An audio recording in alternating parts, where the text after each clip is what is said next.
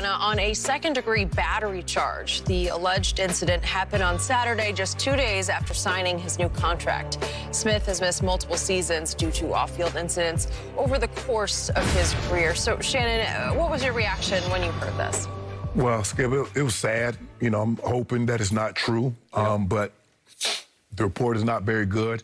And as you read it, it's like it was an acquaintance of his, so obviously the person knew Aldon.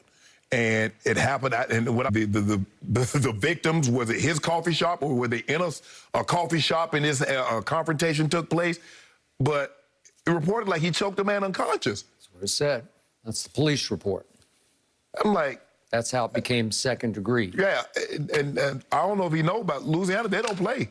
They see you down there in Angola and, you know, hey, we check back on you in a little while. A little while, normally like 10 years. I think this is an 8 year if he's convicted.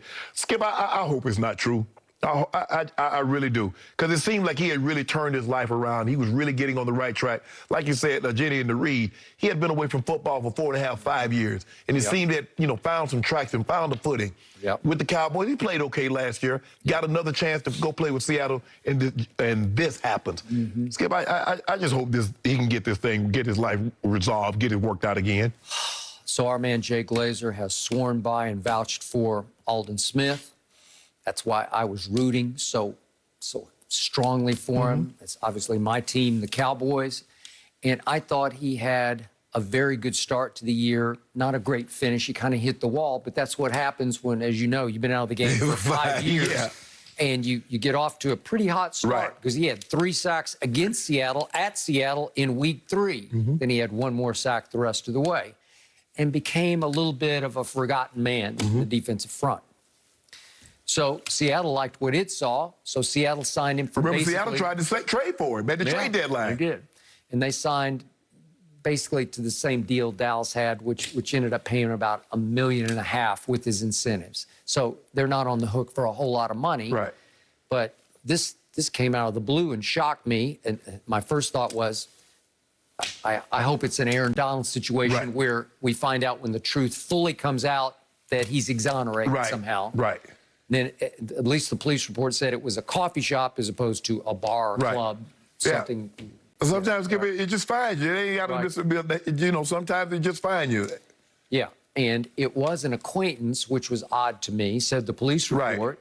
Where did they get in an argument that escalated? Yeah, I mean, I'm trying to, like I said, Skip, I don't know that they put whipped cream on his frappuccino, or I mean, his chai latte. I don't know what it's. I mean, it's just sad. I hope it's not true. I really do, Skip. I really hope this was a misunderstanding or something, but it just doesn't look good, Skip. But the issue that Aldon Smith is facing is his history. His behavior was so bad for so long. Yes, he had very erratic behavior. On 0 tolerance. So if there's any merit to the case against him, to the warrant that's out for his arrest, I'm pretty sure he's going to have some issues with the commissioner's office. Because the difference between he and Aaron Donald is because Aaron Donald had no prior history. Aaron Donald's reputation was impeccable.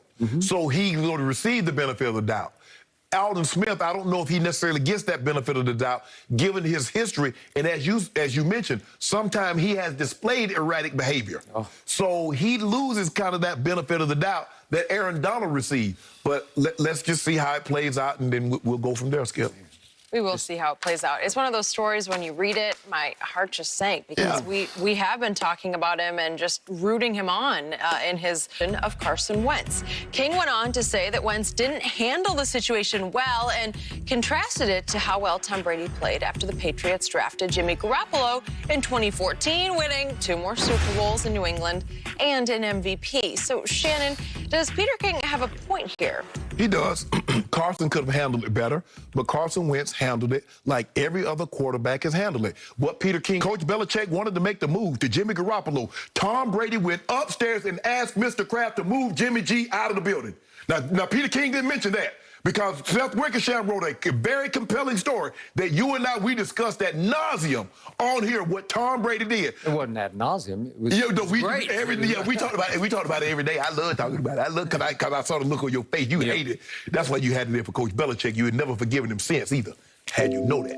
What would you have done? You would have gone upstairs too. It was either him or me. It was like he wanted to push Tom out the back door, and he finally got his wish 3 years later. This blows up. But Skip, we know the relationship that Joe Montana. How many Super Bowls had Joe Montana won when they brought Steve Young in there? And it was a very contentious relationship. We saw the relationship that Brett Favre and Aaron Rodgers, Jordan Love. Skip, I was there when they took Tommy Maddox with the first pick in 1992 with John Elway, and I know how that rubbed him.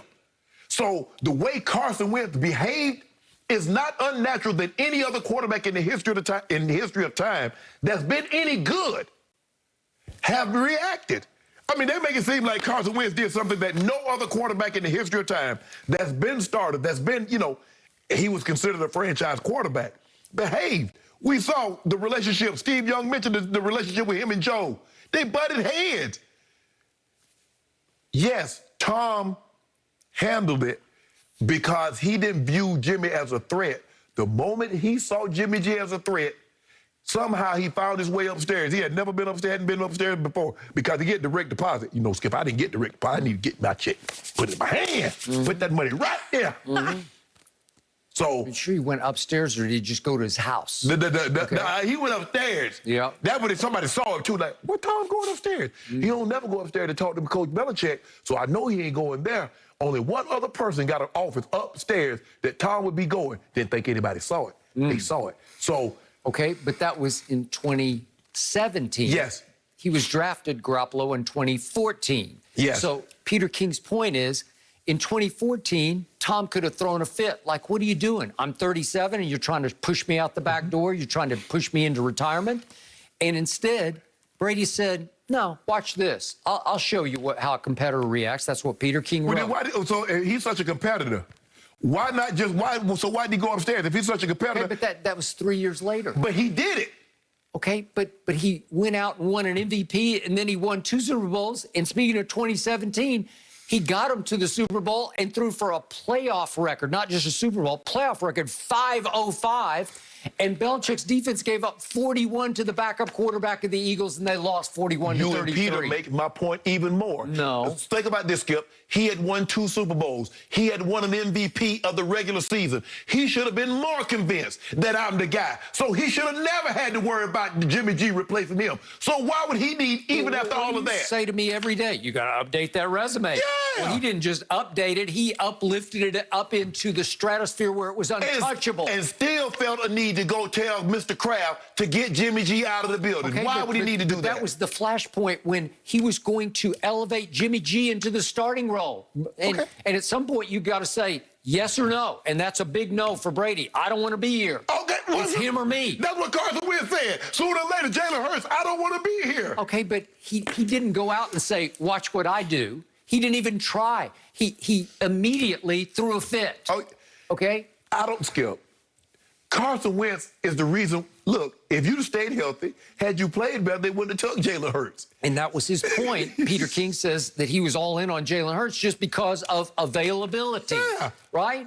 Yes. Carson Wentz had finally played in a playoff game against Seattle at home, and he lasted like man, Jadavion Clowney, cheap shot at that man. You know that. 4 plays, Skip, you said it. He hit the man behind the head. You know that. He completed 1 pass. That's all he's got on his playoff resume is 1 completion. Yeah, you know the man got cheap shot. Skip, look. But my only problem is that Peter's been around the game long enough to know this is how, Skip, you know quarterbacks have the biggest ego.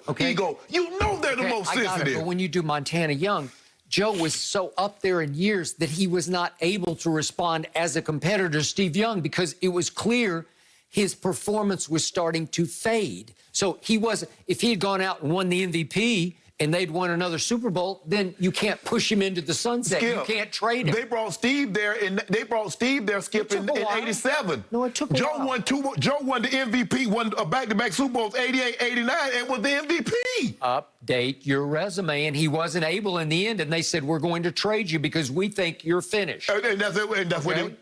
And he did, to his credit. He went to Kansas City and at least got them into the playoffs. Yeah. Got them all the way to the championship game. Okay, that's what Brady did. That's what Coach Belichick said. Brady, update your resume. Okay. Well, he updated it with an MVP and should have been 3 Super Bowl championships. No, he shouldn't have. Well, you know that. No. They should have won that game. No. Well, and Garoppolo was still there all along that trail, and finally Belichick wanted to go with Garoppolo, and it took the owner slapping him on the wrist and saying, "No, you will trade Jimmy G." Okay. Or it would have cost them more. And how did this come about? Somebody